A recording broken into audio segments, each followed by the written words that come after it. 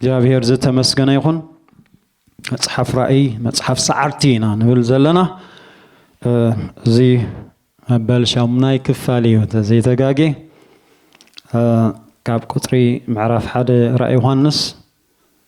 ካብ 7-8 ከምብህ እንሆ ብደበና ይመጽእ ኣሎ ኩለን ዓይንትቶም ዝወግኡን ከዓ ክርእይዎ እዮም በዘሎ ዓሌታት ምድሩን ክበኺሉ እዮም እወ አሜን ይብል ቁጥሪ 8 አልፋን ኦሜጋን አነ ይብል እትዘሎን ዝነበረን ዝመጽን ኩሉ ዝኽእል እግዚአብሔር አምላኽ ቁጥሪ 8 አነ ዮሐንስ ሓውኹም ኣብቲ ኣብ ኢየሱስ ዘሎ ጸባን መንግስትን ትዕግስትን መማቕልትኹምን ምእንቲ ቃል አምላኽን ምእንቲ ምስክር ኢየሱስን ኣብታ ጳጥሞስ እትበሃል ደሴት ነበርኩ እግዚአብሔር ዝተመስገነ ይኹን ኣብዚአን ዘሎ ሓሳባት ክንርኢና እግዚአብሔር ዝተመስገነ ይኹን ዮሐንስ ክዛረብ ከሎ ኣብ ዝሓለፈ በተደጋጋሚ ቃል ዘርኢና ያለና እንሆ በደበና ይመጽእ ኣሎ ተዝመጽእ ዘሎ በደበና ዝመጽእ ደበና ክብር አምላኽ ሞገስ አምላኽ ኃይል አምላኽ ዝገልጽ እዩ ኩለን ዓይንቲ ድማ እቶም ዝወግኡ ከዓ ክርእይዎ እዮም ኢልና ኣሎ ብዚ ማለት እዩ ትዝክሩ ተዳኺንኩም ኣብ ግብረ ሐዋርያት 1:11 ጎይታና ኢየሱስ ክርስቶስ ካብ ምድሪ ልዕል እናበለ ክኸይድ ከሎ እናረኣይዎ እዩ ዓሪጉ ብዓይንቶም እናረኣይዎ ደበና ተቐበለቶም ይብል ምስኦም ጸኒሑስ እናረኣይዎ ይዓሪጉ ሪኦም እዮም ብዓይንቲ ስጋስ ሪኦም እዮም እዚ ተዓኒዶም ክርእዩ ከለዉ ከዓ መላእኽቲ መጽኦም እንታይ ትርእይዎ ኣለኹም ካብ ዓይንቶም ደበና ተቐበለቶም ይዝብል ኩሉ ግዜ ደበና ናይ ክብሪ እግዚአብሔር ናይ ህልውና እግዚአብሔር መግለጺ እዩ ኣብቲ ደበና ዘለዎ ኣብኡ ናይ እግዚአብሔር ክብሪ ኣሎ ናይ እግዚአብሔር ህልውና ኣሎ እዚ ትርእይዎ ዘለኹም ካብ ዓይንትኹም ከዓ እናረኣኹምዎ ካብ ምድሪ ሓፍ እናበለ ስሕበት ምድሪ ክንዲ ዝጎቶስ ንስሕበት ምድሪ ፈንጢሱስ ንላዕሊ ሓፍ እናበለ ክኸይድ ትርእይዎ ዘለኹም ሲ ከምኡ ኢሉ ከዓ ክምለስ እዩ ኣሜን ከምኡ ኢሉ ከዓ ልክዕ ክምለስ እዩ እቲ ቦታ ደብረ ዘይቲ ዝባል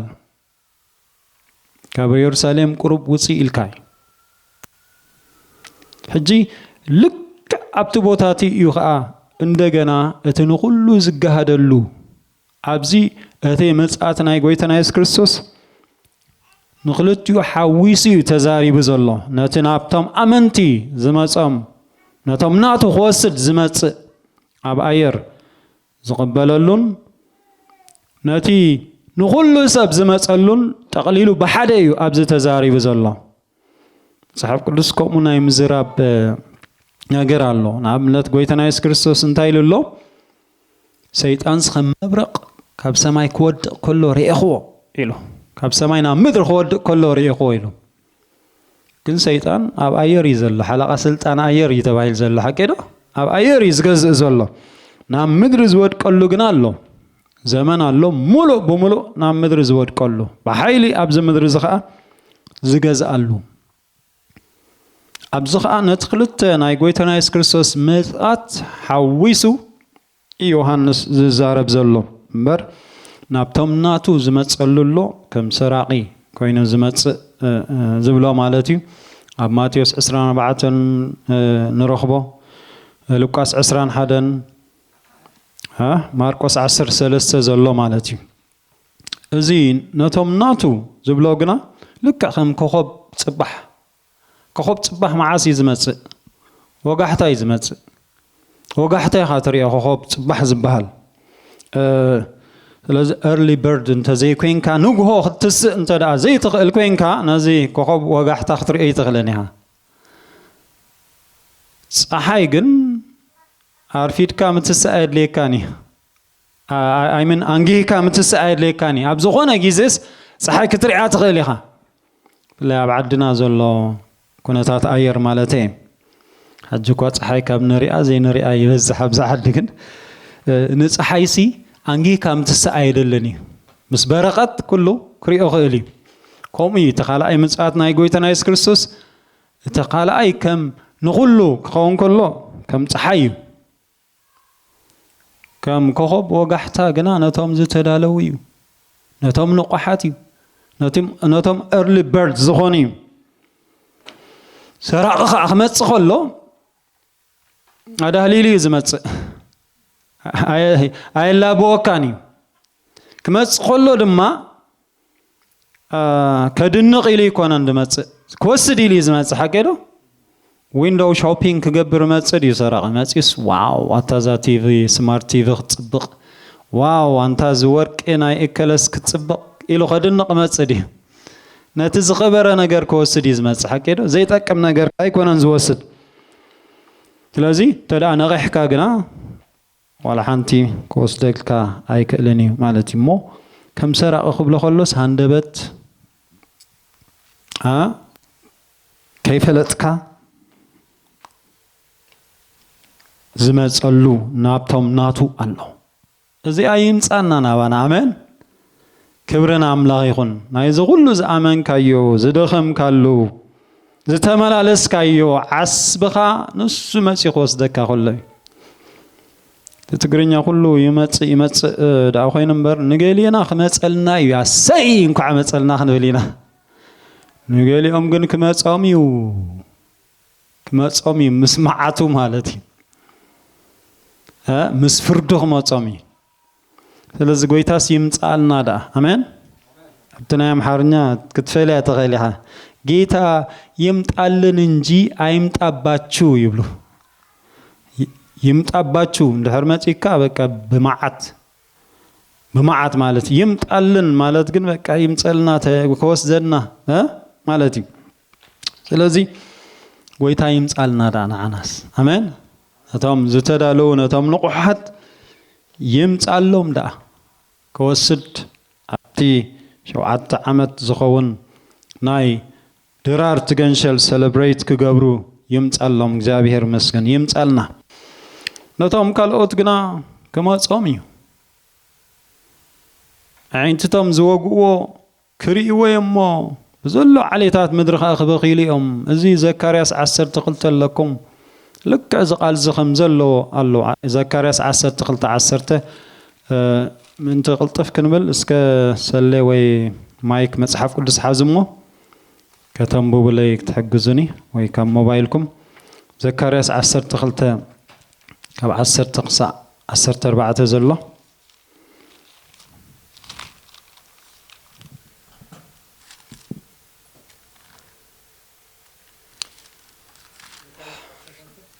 طب 10 تسقع 10 4 يا أقعد بيت داوود أقعد توم أبير سالم نبو منفس أجان هللا وحوية لساتهم كأنا عايل نتي زوج ومتقيم كنتي نحدا ولدو بخلو كنتي بخل مرير حزن زحزنلو أمريرم حزنلو يوم نعاي ناتي زوجو ماني موجي أمه أيهوديم هكذا نعاتهم يخمس الله مالد النابخيو الناقوهيو واي النابلو أبزي جزء كتع الله تزمت مسيح سنسو كريستوس يو إلام يمقطوا أمو تما يهود كا أيفالون نسي كونان تزمت كريستوس نسي كونان بحجي زمت مصحف قدساوي زغونه تقصتات እንዳተነግሮሙን አይቀበሉንም ግን ሽዑ በተመከራ በተጸባ በተናይ ሸውዓት አመት ዘመን መከራ ምስ ሐለፉ አኡ ብዙሕ ነገራት ና ያዕቆብ መከራ ዝብሎ ምስ በጽሑ ግና ኢየሱስ ክርስቶስ ክመጽ ከሎ ልክ እቶም መላእኽት ዝበልዎ ቃል ኣብ ደብረ ዘይቲ أب دبر زيتي خاز متى أبتا زعرق اللاب آية خاز متى عسرت أربعة زكرياس عسرت أربعة كلهم بتم ترفوا على تقدمنا بيبع عليكم لأن بينهم أنستمون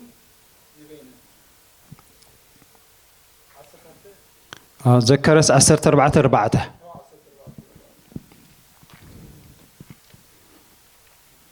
ዘከረስ 14:4 በጣም አልተቂያ አጋሩ አብቲ አብ ቅድሚ ኢየሩሳሌም አብ ምብራቅ ዘሎ ከረን ዘይቲ ክኸውን እዩ እቲ ከረን ዘይቲ ከዓ ናብ ምብራቅን ምዕራብን ኣብ ማእከሉ ክስንጠቕ ኣዝዩ ዓብዪ ስንጭሮ ክኸውን እዩ ልክ እዚኣን መከታተል ልክ እዚኣን እታ ኢየሱስ ዝዓረገላ ቦታን ሓንቲ እያ ስለዚ ኣጋሩስ ኣብ ደብረ ዘይቲ ከነብር እዩ ዝብሎ ዘሎ ዘከረስ 14:4 ዝብሎ ዘሎን ግብረ ሐዋርያት 1:9 ቶም መላእኽቲ ዝበልዎም ልክኹም እዩ ስለዚ ኣብዚ ግዜ እዚ ኣረጋጊፆም ተረዲእዎም the biblical prophecy is true ኢሎም ኣብ ደብረ ዘይቲ መቃብሮም ዝገብሩ ሰባት ኣብዛ ግዜ እዚ ኣለዉ ጎይታ ምስ መፀስ ትስእ ክብልኡ ከለዉ ኣብ አንዲ ክመፅእ ኣብኡ ከሎ ብድድ ክብሉ በቃ ናይ ገሊኡ ሰብ እምነት ብጣዕሚ ዘገርም ነቲ ቃል ኣምላኽ ከምቲ ዘለዎ ይኣምንዎ ማለት እዩ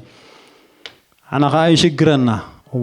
ሕጂ ኣብ ደብረ ዘይቲ ክመፅእ ክበሃል ከሎስ ሞዓይንቲ ኩሎም ዓሌታት ኩላ ምድሪ ከዓ ክሪእዎ እዮም ክበኺዎ እዮም ክብል ከሎስ ደብረ ዘይቲ ኣብዚ የላን ኣብ እስራኤል እያ ዘላ ስለዚ ከመይ ጌርና ኢና ክንሪኦ حسيبكم لتفلتوا أبزن دحر كوينكم سخمي غيركم يوم تريو نتشم يوحنس كوميل له عين تقول كلهم عليتات مدرخ ريوهم تم عليتات يهوديم جن كلهم عليتات مدرخ آخر يوهم تم عصر تقول تناقد كريوهم كبخي ليهم واي كبليهم شعوب السحا نتي زوجوا نعو قبلوهم كأمنوهم كنا كل عالم كأخطرية قليل اللي تملسي نيوهانس أيتشرنقونكم قبل كله إذا تنبيت إذا تنبيس مني غامنني عيبلن ساتلايت ديش اللون ده حجة أنتي حلم زته قبره أبزي أخوين كاب حدا جزء يتقل حكيدا يا ساتلايت ديش الله سلزس حتى هون الناس هيكلني زمالتي وكم تصير نتام عصرت وكلتا نجد إسرائيل نعم نتام زوجوا كرأيهم نتام ترف كدحنام نتام بوزح سبان مكران زحلفوا كدحنام هاي مود داتا نتسألاتو كأخسعر نتسأل كريستوسون كسعره نزديابلوسون كأسره كما تسيو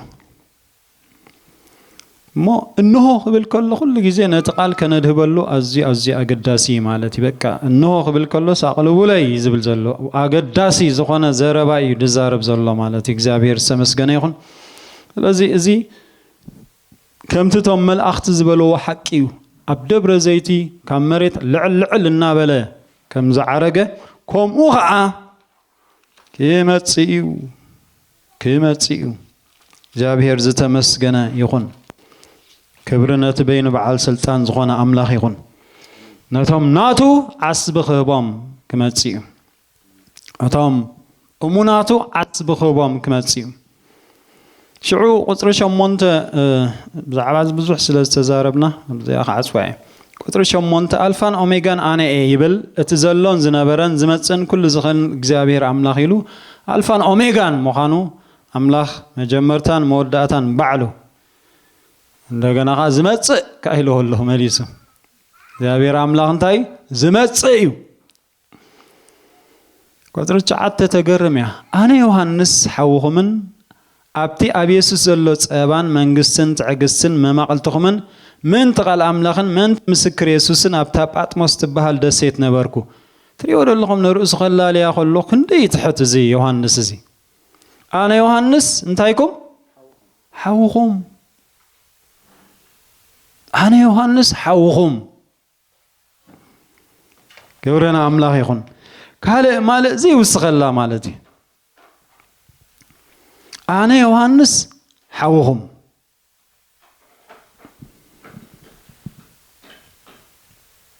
كميلو ترى يكونن ኣብ ኢየሱስ ክርስቶስ ዘሎ ፀበባን መንግስትን ትዕግስትን መማቕልትኹም ሕጂ ንምንታይ ኣብ ክርስቶስ ኢየሱስ ዘይበለ ወይ ኣብ ክርስቶስ ዘይበለ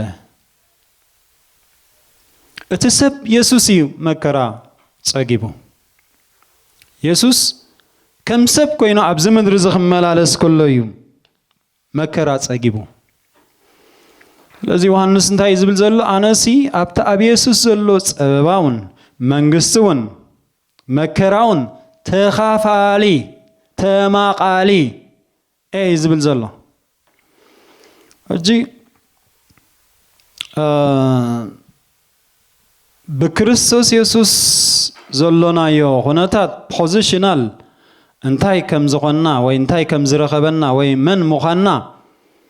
ምፍላጥ ሓደ ሸነኽ እዩ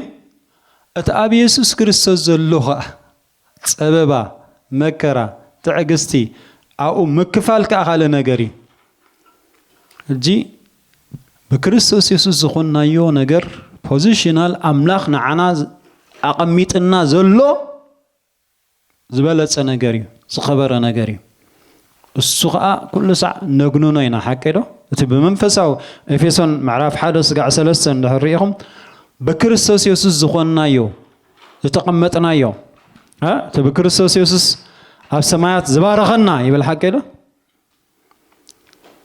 بكريستوس يسوع نهر كوينو زتبارخنا يو زتقمتنا له زلنا له بوتا أملاك أوش كريستوس يسوع أوش كريستوس بمخنا ذهبنا بركة زلنا مننت زلنا بوتا positional أمنت أبيمان أملاك هيوتكم ستسويرا أبل علي الله يقول حكي ده من صحاب كلوس positionally أبتي يسوع كريستوس أبيمان أملاك تقميت أو زلوا أوين زلنا حجي بكريستوس خون كلوس تعوتي زركباو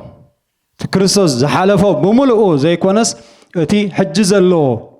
أتي بمخنيات كريستوس زمات أزبله حدقت حتى عدي سلام دي بركة دي تأجدي أمن ديو إذا بكريستوس يسوع وي زلنا يا درجة زلنا يا position زغلتي زلنا يا condition أيقونا زلنا يا condition جن أبي يسوع زلوي حجي يسوع اتسبيو سبب رقيبه يسوع اتسبيو مكر رقيبه يسوع اتسبيو تسأليو تنافيقو أمبر أملاك أيقونا أملاك تاغبرو قولو أملاك كريستوس زغنا أملاك انتاينت أملاك كلته من النزلو يقويتنا يس كريستوس أملاك النتو أيقونا مكرات أجيبه تسب النتو تسب مخانو حجي ني ود أملاك زتصب زبالة ما نيسوس كريستوس بخبري كما زتصب زبالة ما تماقالنا يمنتايو ناي صيبان منغستن تعغستن التي أبي يسوع زلو ما قلتي الذي التي ناي غويتنا يس كريستوس ممصاسي مسمنتاي يرخبولو مست أبي يسوع كريستوس زلو صيبان منغستن تعغستن ما قلت مخان لازم غويتا زصب زبلس اتي يسوع زحلفو تعغست اتي يسوع زحلفو مكرا خا يرخبو اي مالتي امين ما قلت اي زبل زلو على ابي يسوع كريستوس زلو صباس ما قلت اي ابي يسوع كريستوس زلو مكراس ما قلت اي ان فاكت نرؤسن السام تام زصحف لهم زلو كلهم تايم ما قلت مخانهم ينغرالو እግዚአብሔር ዝተመስገነ ይሁን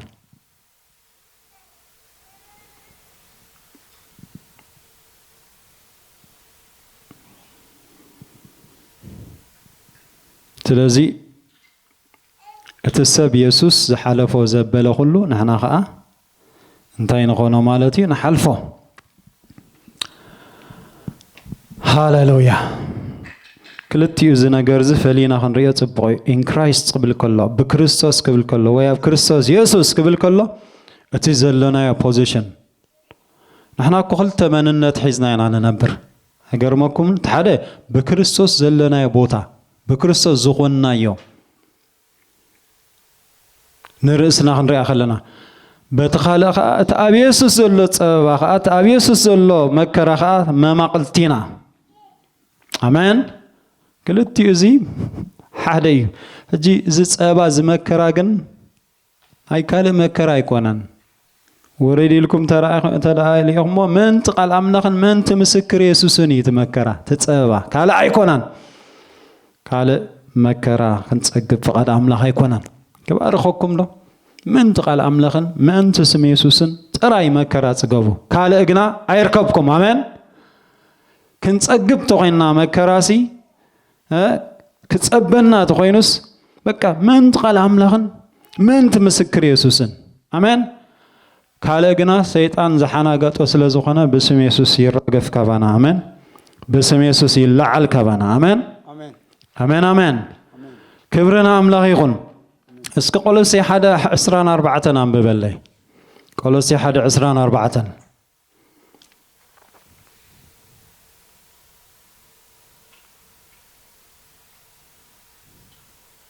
እንታይ ከም ዝብል ዘለው ጳውሎስ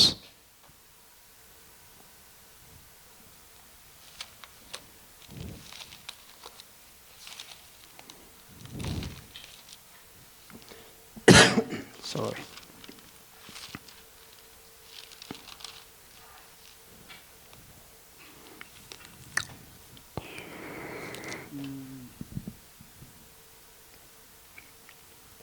زقعت رغبة إساس 53:3 خنبباي أنا كم زيبل نعقن بسب دربين يوم بعل سقاي بحمام لودي كم تأب كلمي قصم زقل ببولو سب التواردي نحنا ونقلقوا أي قصرناين من يزي اتساب يسوس اسكبلو اتساب يسوس نعق بسب دربي بعل سقاي بحمام لودي التوارده قصو زقل ببولو زقنا إذا زقنا اللقاء بكا من تقال أملاخي فقد أبوخ فتسم ميلوس لازماتي أمان مولك منتي قال أملاخن من تمسكر يسوسن كنا بركلنا خا إتأب يسوس سلو سببان مكران منقسن تمقلتي نخونينا قالوسي 1:24 باولوس زجرم أو قال تزاريب الله حجي إتي أنتهم زغنة سبا بحجوس اللهم من أنت سجو نساد ما أتا محبرو إياه بسجاي نتي قولوا مكرا كريستوس إمل الله انتهي سمعكم ده قولوا مكرا كريستوس نمدحنا كريستوس يسوس ملو بملو فتسيموي أفت مدحان نا يسوس كريستوس مسواتي ملوئ أفت معدال تصقى نا يقويتنا يسوس كريستوس مسواتي ملوئ أونوس خلو نقر يلن نتي مكرا نا كريستوس قودلو ينعوسي ملا اللخو يبزلالو يقصلو يزلخو ريود اللهم تزاربا هل تسمعوا اللهم زاربا زلو باولوس قليل زاربا خي مسلكم يمل يوسخل يدلو كريستوس زحلفو زبلسي كريستوس زودو زحلفو مكران صبانس انا خاص ابز خوينس تناتو غودلو سمل اللهم اجي خمزي كريستوس ملو زي كونه تسمع يكونه انتي مالتي سيمبلي اتيسوس زخودو ناي مكرا ناي صبا ناي منصاق ناي منصال سي انا خا يقصلو لخو يزبل زالو قال ولا حنتن باولوس مكرا زصقب يبلون صبا زصقب يبلون منصال زصقب يبلون نسوس ابتزلا على ناي سانهدرن كوينو كافتم حبيتي فريساوان كافتم ليك خانات كخون عدل زنبوري دحدليو صقيلو بتستمارو انت لاقصيلوس كمزي بنشتي جميرو كهنا بزلع على زبصح كومسنا بزلع على درجه ناي مبصح كእለት አለው እዚ ኩሉ ግና ንዓይ ከም ረብሓ ዝነበረስ ከም ጉሓፍ ቆፀርኮ ኢሉ እዚ ረብሓ ይነሩ ንዑ ዝተኸበረ ዝተሓፈረ ክኸውን ቶም ፈሪሳውያን ኮ ብልዕልቲ ህዝብ ኮ ድላዮም እዮም ዝገብሩ ነይሮም ገበርተን ሓደግትን ኮዮም ሱጥራይ ዘይኮኑስ ኣብቲ መንግስቲ እውን ከይተረፈ ብናይ ኢድ መን ድዩ ጎይታና ኢየሱስ ክርስቶስ ተቐቲሉ ቢድ ፈሪሳውያን ኮይ ነቲ ኣብቲ ዋንተ ዝነበረ መንግስቲ ናይ ዓለም መንግስቲ ሮም ከይተረፈስ ዝጸልዉ እዮም ነይሮም ስለዚስ ረብሓይ እዚ ንዓይ ከም ረብሓ ዝነበረ ግን ከም ጉሓፍ ቆፀርክዎ ኢሉ እሞ እንታይ ክኸውን ነቲ ጎደሎ መከራ ክርስቶስ ክመልእ ስለዚ እቲ ሰብ ኢየሱስ ዝሓለፎ ዘበለ ብምሉኡ ኣነ ኸኣ ይሓልፎ ኣለኹ ኣነ ኸኣ ብዓቕመይ ይሓልፎ ኣለኹ ኣብቲ ኣብ ኢየሱስ ክርስቶስ ዘሎ ፀበባ መከራ ተማቃሊ ዋይ ኣታ ተማቃሊ ፓርቴከር መንት ስም ኢየሱስን መንት ቃል ኣምላኽን መንት ካልእ ግን ኣይኮነን መንት ካልእ መከራ ክንፀግፍ ፈቃድ ኣምላኽ ኣይኮነን መንት ቃል ኣምላኽን መንት ምስክር ኢየሱስን ግና መከራ እንተፀገብናሲ በዚ ነገርዝስ ኩርዓት ክስማዓና ክንሕበን ይዘሎና እግዚአብሔር ዝተመስገነ ይኹን ዕብራውያን 12 ካብ 2-3 ወንኩም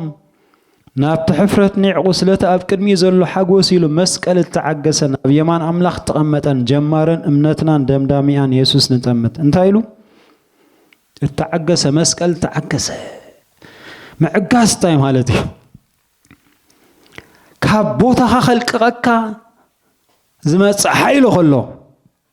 كنقنق أكا زخل تتصابو خلو نيو نجو كبلكا زخل تصغط خلص قوا مالتي أبوتا خاص دو مبال مالتي كيتنا قنقاس دو مبال مصنع مالتي تعجسو تعجس تلاقينكاس نتعجست خا زفتات النجار كل الله نخي تعجس زجبرك نجار كل الله أما قويتنا يسوع كريستوس زي تعجز خاب حتى أنس خندز أكل مسرار خندز أكل تنتصلو بمعال سنبت انت فوسه سي لمن تاي معال سنبت فويس كايلوم بتحقهم بتي حق موسى بوزت أمامته وإم يوحنس 5:10 لكم هذا حدا جزء هيمانوت كأه صار نايتي كند أمنتي نايت أهورا نايت حقي زي أمكو حق موسى زفولتيهم قل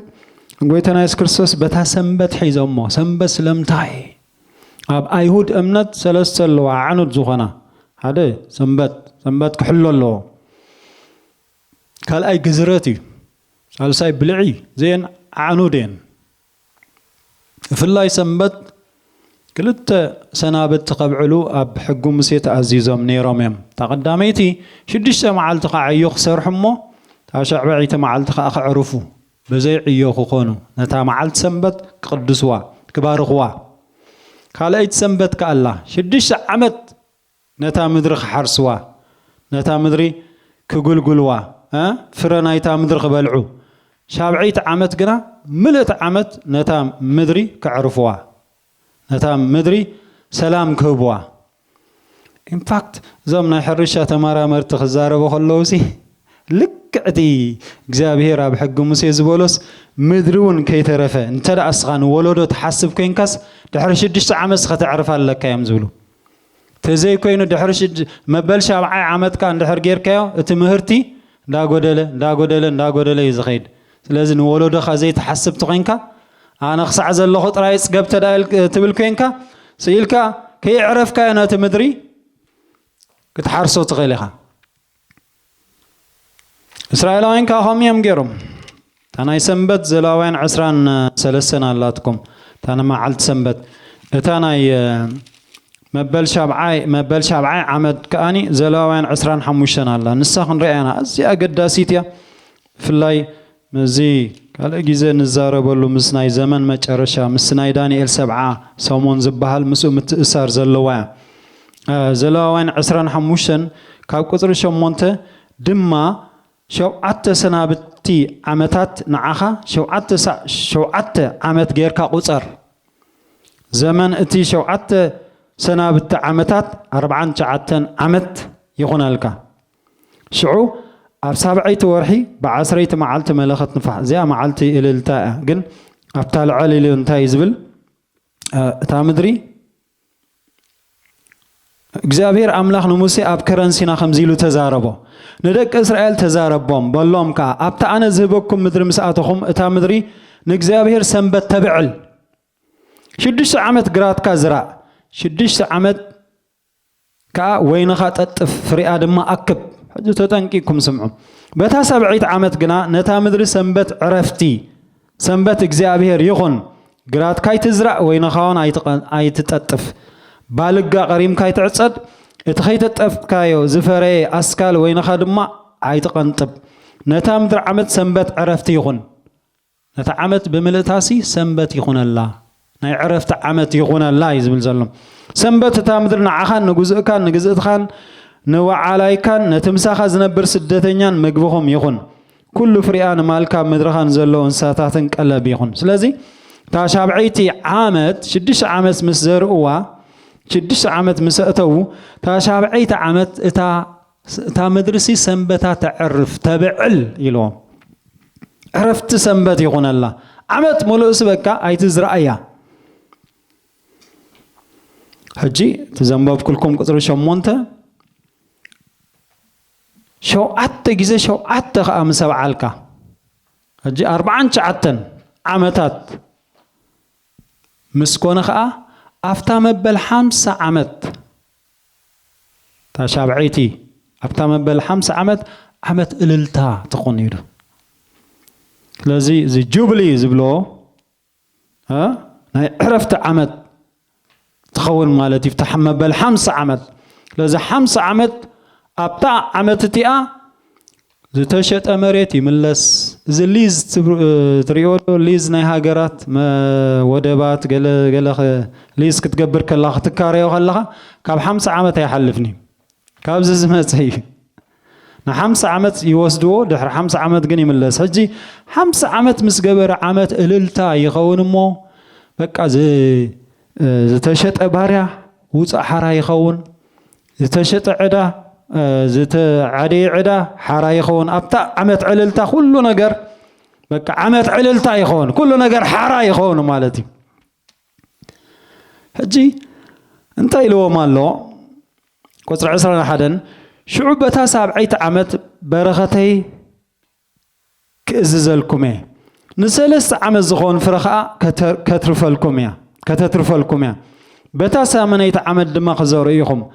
كاب نبار اخلق اخت بالعيكم كساعتا تاسعيتي عمد فري اخ سعزاتو تنبار كتبلعيكم حجي 6 عمد زرقو تا 7 عمد غنا يعرفوا نتا مدرس معل سنبت تكون انديلوهم ابتا 6 عمد غنا 3 عمد فرخبكم يلو مالتيبلاي كغبري ስለዚህ ነታ 6 عمد كاتوايم نتا 7 عمت نتا زيت حرس كأخذتوايم نتا 8 عمت كأخذتوايم مغنياتو تا 8 عمت كحريسهم معاسي مكرهبو امود داتا مكرهبو حقي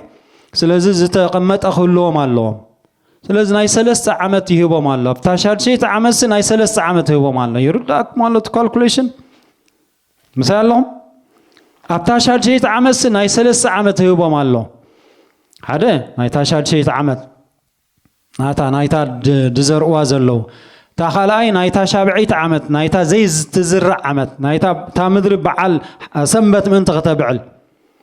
اتصال سايكا نايتا 8 عمت معناته ابتا 8 عمت تا 7 عمت مسغروا ابتا 8 مسبصح خزريهم ግን ዘሪእካ ሽዑዶ ተقبل ኢኻ አሞዳታ ተقبل ስለዚ ናታውን ኣለዎም ስለዚ ብታ 6 ዓመትሲ ናይ 3 ዓመት ከእቱ ነጊሮም كل ساعة زي ما إيمان الله كل ساعة مترتر الله تعاب شجر نجزابير زين أمنا مخنا نديك زابير كم إلوامسي እሶም ከዓ ነዚ ተቀበለውን በቃ መመሊሶም ናታ ምድሪ ይዘርእዋ ኣብታ ሻብዕ ዋ 6 ዓመት እንድሕር ናይ 3 ዓመት እቲና ታ 7 ዓመት ከዓ እንድሕር ዘሪና ስለዚህ ናይ 4 ዓመት ኮነልና ኢሎም በላነታ ምድሪ እግዚአብሔር ካስቅ እግዚአብሔር ካትም ክንደይ ዓመት ገይሮም ካልኣይ ዜና 36 ኪዶ ንምንታይ እስራኤል 7 ዓመት ንምርኮ ከም ዝተመጠው አው ይነግረና ማለት እዩ ካልኣይ ዜና 36 ዘሎ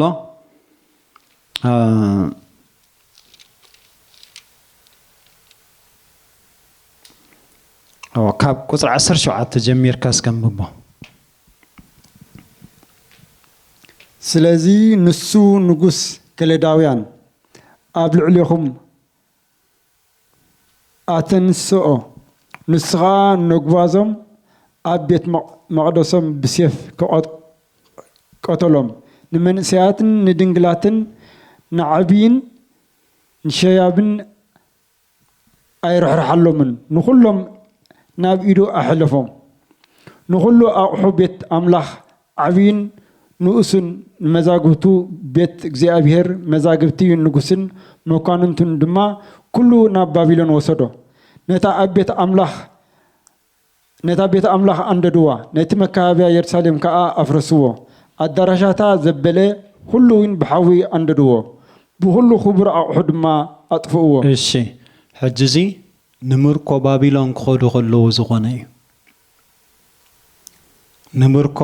ባቢሎን 7 ዓመት ክማረኹ ክኸዱ ከለዉ ዝተፈጸመ እዩ ሽዑ ቁጥሪ 10 ረዩ ነቶም ካብ ሴፍ ዘምለጡ ዘበሉ ድማ ናብ ባቢሎን ወሰዶሞ መንግስቲ ፋርስ ክሳዕ ትገዝእ ንዕኡን ንደቁን ባሮቱ ኾኑ እተን 7 ዓመት እጅ ስምዑ እተን 7 ዓመት ክሳዕ ዝመልዓ እታ ምድሪ ኣብ ክንድተን ሰናብታ ክሳዕ ትከሓስ ባዲማ ኸላ ሰናብቲ ኣብ ዓለት እዚ ከዓ እቲ በኣፍ ነቢ ኤርምያስ ዝተነግረ ቃል እግዚአብሔር ምእንቲ ክፍጸም ኮነ ተን 7 ዓመት እታ ምድሪ ክሳዕ ትከሓስ ስለዚ 7 ዓመት ዮም እታ ክትሕረስ ዘይግባእስ ሓሪሶም ነታ ምድሪ ስለዚ ንክንደይ ዓመት ነታ ምድሪ ሓሪሶም ኣለዉ ማለት እዩ 7 ዓመት ድሕሪ ዓሚፆማሲ 6 ፀኒሖም 7 6 ፀኒሖም 7 ተን 7 ደሚርኩሞን 7 ዝረብሖ ب7 ክንደይ 490 ዓመት بزي عرفت نتا مدري حريصهم كاني imagine 490 ዓመት እግዚአብሔር ትም ኢሉ ኽሪኦም ስለዚ ካብዘን 490 ዓመት እታ ምድሪ ክትሕረስ ዘይግባኣ ሰንበት ከተብዕል ዝግባኣ 490 ንሸውዓተ መቐልዎ ክንደይ 7 ዓመት ናይታ ዝበደልዋ ናይታ ዝዓመፅዋ ምድሪ ባዲማ ኸላ ሰናብታ ኣብ ዓለት ዝበሎ ንዓይ ስለዚ እቲ ምርኮ 7 ዓመት ንባቢሎን ምኻዶምሲ ነታ ምድሪ ስለ ዝዓመፅዋ እዩ ዝብል ዘሎ ነታ ምድሪ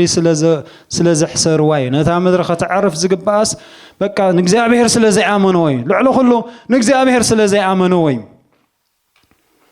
ለዚዩ ኣብ ዳንኤል 9:24-27 ዘሎ ዳንኤል እዚ ኣብዚ ተጠቂሱ ዘሎ ነቢ ኤርምያስ ዝተዛረቦ ዝተነብዮ ኣጽኒዑ ርኢ ፈትሹ ወእግዚአብሔር ምሽ 7 ዓመት ይኻልካ 7 ዓመት ከኣኺለን ኣለዋ ስለዚ ንምድርና መለሰና ኢሎ ዘኪሮ ነቲ ጽሑፍ ኣብኡ ሽዑ እሞ ንህዝብኻን ነታ ቅድስቲ ከተማኻንሲ ገና 7 ሰሙን ኣሎ ኢሎ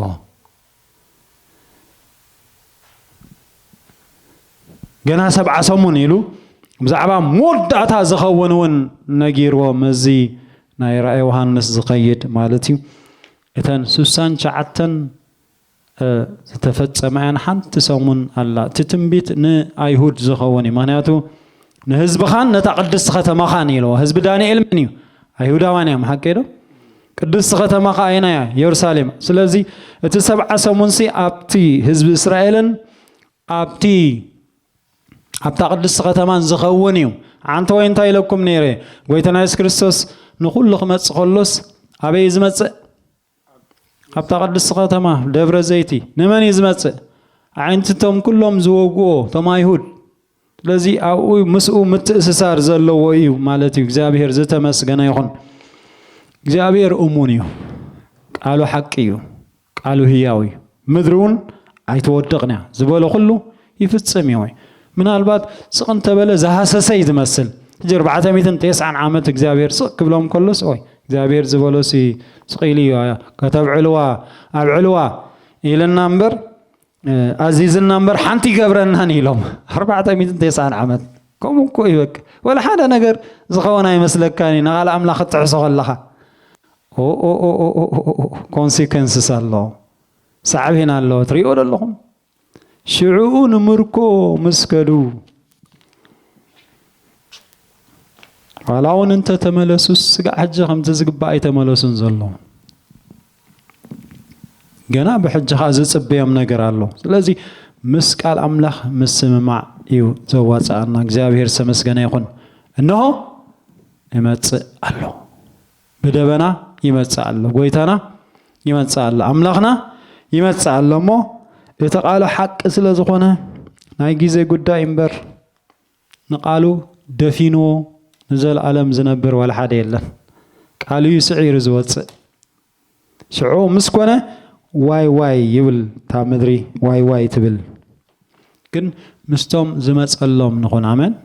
ምስቶም ብመዓት ከውርደሎም ቁጥዖ ከውርደሎም ዝመጽእ ዘይኮነስ ምስቶም በቃ ተሓጒሶም ዝጽበይዎ ኣብ ኣየር ዝጽበይዎ ብህይወት ከለዉ ዝጽበይዎ ደረቶም ነፊሖም ዝጽበይዎ ሕጉሳት ዝኾነ ኣመን ክብርና ኣምላኽ ይኹን ምስኦም ይጸምበርኩም እግዚአብሔር ኣመን ስለዚ ንዑ ንምዃን እቲ ምስክር ኢየሱስን ቃሉን ኮይና ኣብቲ ናይ ኢየሱስ ክርስቶስ ጸባን ኣብቲ መከሩን ኣብቲ መንግስቱን ኣብኡ ተማቐልቲ ክንከውን ድማ ርእስና ነዳሉ እግዚአብሔር ዝተመስገነ ይኹን እስከ ነቲ ዝመጽእ ንጉስ ክንባሩ ኮይና ነቲ ህያውን